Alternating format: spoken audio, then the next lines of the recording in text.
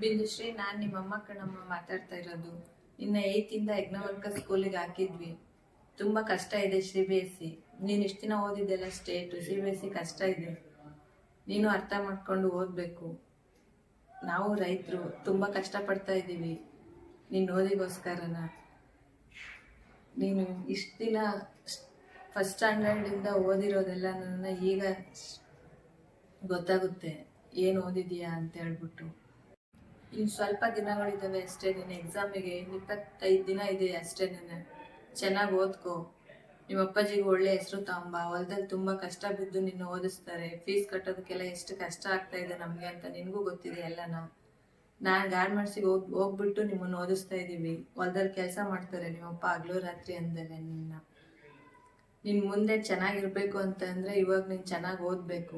ಇದೇ ನಿನಗೆ 10th ಮುಂದಕ್ಕೆ ಓದಬೇಕು ಅಂತಂದರೆ ಒಂದು ಬಾಂಡಿಂಗ್ ಇದ್ದಂಗೆ. ಚೆನ್ನಾಗಿ ಓದ್ಕೋ. ಒಳ್ಳೆ ಮಾಸ್ಟ್ರುಗಳಿದ್ದಾರೆ, ಒಳ್ಳೆ ಸ್ಕೂಲ್ ಇದೆ, ಒಳ್ಳೆ ಎಜುಕೇಷನ್ ಕೊಡ್ತಿದ್ದಾರೆ. ನೀವು ಶ್ರಮ ಪಡಬೇಕು ಅಷ್ಟೇ ನನ್ನ ಓದಬೇಕು ಅಂತ ಹೇಳ್ಬಿಟ್ಟು. ಯಾವಾಗಲೂ ಮೊಬೈಲ್ ಇಟ್ಕೊಂಡು ಮನೆಯಲ್ಲಿ ಈ ಥರ ಎಲ್ಲ ಮಾಡ್ದಂಗೆ ಚೆನ್ನಾಗಿ ಓದಿ.